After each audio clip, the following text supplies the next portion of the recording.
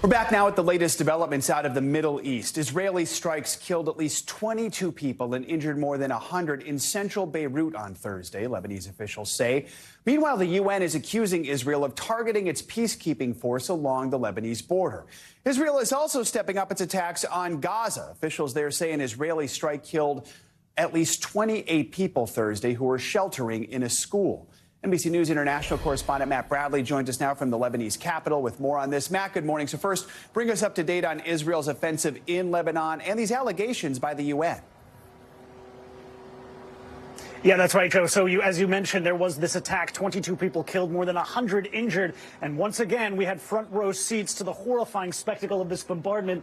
This time, it wasn't focused so much on the neighborhood of Dahia as into central Beirut. And this has happened several times before. But this was by far the deadliest Israeli bombardment inside Beirut city limits that we've seen for the past several weeks, ever since Israel expanded its operations against Hezbollah. And that also brings me to what happened in the south. The United Nations are complaining officially that the Israelis deliberately targeted their installations, at least 3 installations, and wounded 2 of their soldiers, 2 of their peacekeepers. And this is a situation that they said was a violation of international law. Other groups, including other countries who contribute forces to UNIFIL, which is the force for the United Nations in southern Lebanon, said that this could amount to war crimes. Joe? Matt, well, the region is still waiting for Israel's retaliatory strike against Iran for those airstrikes on Israeli targets 10 days ago. We understand there's new reporting on Iranian efforts behind the scenes. What can you tell us? That's right. 2 Gulf state diplomats, so that's those countries based around the Arabian or Persian Gulf, depending on your persuasion.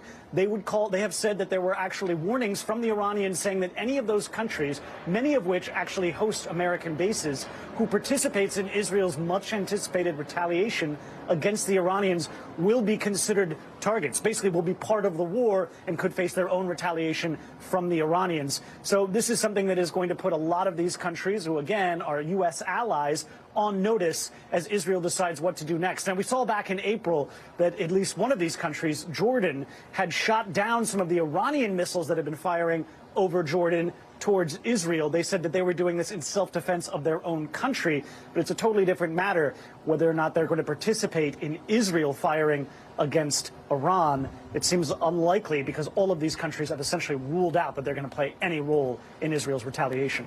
Joe? And Matt, yesterday a report was released by a UN panel accusing Israel of, quote, a concerted policy to destroy Gaza's healthcare system during this ongoing war with Hamas. What evidence did this panel cite in making this serious allegation, and any response from Israel?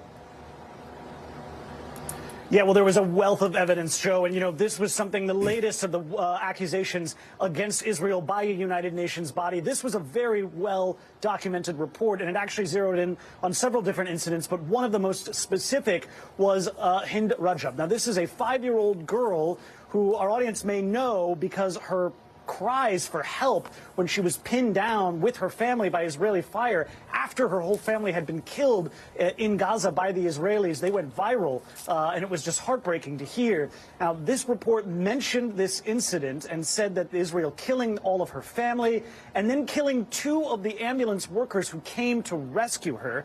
And this is what happened shortly afterwards. These rescue workers actually said that they had cleared their path to find Hind with the Israelis, and they were subsequently killed in their ambulance. This report says that this series of killings, could amount to a war crime. Joe? Thanks for watching. Stay updated about breaking news and top stories on the NBC News app or follow us on social media.